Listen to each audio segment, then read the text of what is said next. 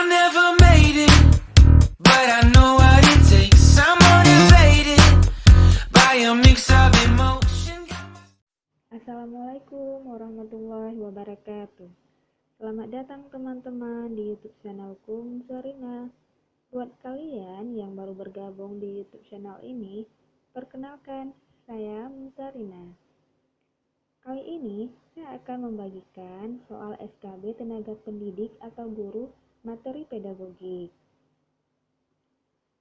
Seperti yang kalian tahu bahwa materi pedagogik merupakan kisi-kisi soal SKB bagi tenaga pendidik ataupun guru yang nantinya akan keluar sebanyak 30 soal atau 30% dari 100 soal.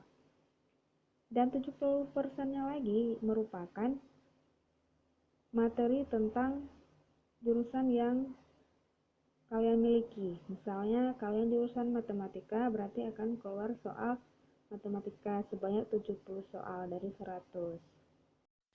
I never made it, but I know what it takes. I'm motivated by a mix of emotion. Baik, langsung saja kita masuk ke soal yang pertama. Pernyataan berikut yang menjelaskan makna istilah kognitif adalah A. Kemampuan berkomunikasi. B. Kemampuan untuk memecahkan masalah.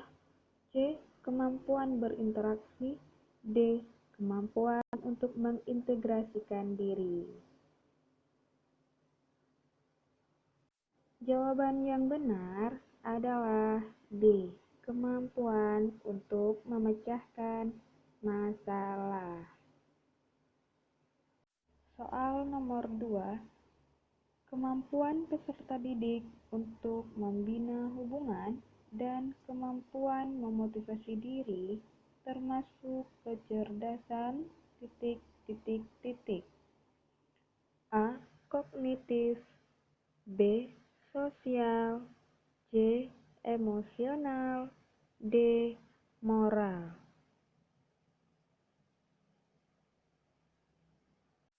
Jawaban yang benar adalah A. Kognitif. Diperbanyak pelajari soal seperti ini ya, karena sering keluar. Soal nomor 3. Perkembangan kognitif merupakan salah satu aspek yang sangat penting dalam perkembangan peserta didik. Faktor utama yang mempengaruhi perkembangan kognitif anak adalah A. Inspirasi. B. Budaya. C. Inspirasi. D. Pengasuhan dan lingkungan. Ya, jawaban yang benar adalah D. Pengasuhan dan lingkungan. Kita lanjut. Soal nomor 4.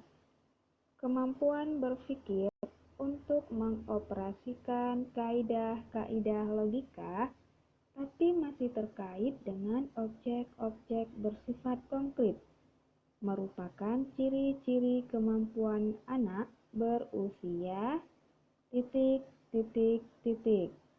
A. 0 sampai 2 tahun. B. 2 sampai 7 tahun. C.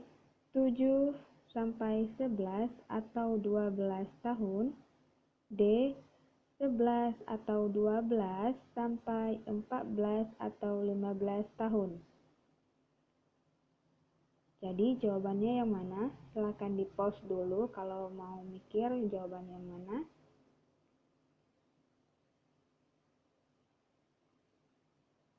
Ya, jawaban yang tepat adalah C. 7 sampai 11 atau 12 tahun. Sangat mudah bukan? Kita lanjutkan ke nomor 5. Seorang peserta didik mampu mendengarkan informasi yang disampaikan oleh guru. Tetapi pada saat ditanya, ia tidak mengerti apa yang ia dengar. Peserta didik tersebut mengalami kesulitan atau gangguan belajar dalam hal A. Kesulitan akademis. B. Gangguan simbolik, C. Gangguan non-simbolik, D. Gangguan sosial. Jadi, seorang peserta didik mampu mendengarkan informasi yang disampaikan oleh guru, tetapi pada saat ditanya, ia tidak mengerti apa yang ia dengar. Peserta didik tersebut mengalami kesulitan atau gangguan belajar dalam hal. Jawaban yang benar adalah B. Gangguan simbolik. Bagaimana teman-teman? Berapa jawaban yang sudah benar? Selanjutnya, soal nomor 6. Perbedaan antara konseling dan wawancara terletak pada maksud dan tujuannya. Tujuan konseling adalah A. Membantu siswa agar dapat memecahkan masalah pribadinya. B. Membantu siswa agar dapat melakukan penyesuaian diri dengan lingkungannya. C. Membantu siswa agar dapat mengatasi kesulitan belajar. D. Membantu siswa agar memperoleh informasi tertentu. Jadi, perbedaan antara konseling dan wawancara terletak pada maksud dan tujuannya. Tujuan konseling adalah. Jawaban yang tepat adalah C. Membantu siswa agar dapat mengatasi kesulitan belajar. Baik, sangat mudah. Kita lanjutkan. Nomor 7. Cara yang paling cepat dan akurat yang digunakan untuk mengidentifikasi kesulitan belajar peserta didik yang bersumber dari faktor sosial adalah A. Sosiometri, B. Angket, C. Wawancara, D. Brainstorming. Jadi, jawaban yang benar, cara yang paling tepat dan akurat yang digunakan untuk mengidentifikasi kesulitan belajar peserta didik yang bersumber dari faktor sosial adalah A. Sosiometri. Soal ini sering keluar ya, bahkan setiap jurusan hampir ada. Nomor 8. Sejumlah kemampuan peserta didik yang harus dimiliki peserta didik dalam mata pelajaran tertentu sebagai rujukan untuk menyusun indikator kompetensi adalah A. Standar kompetensi, B.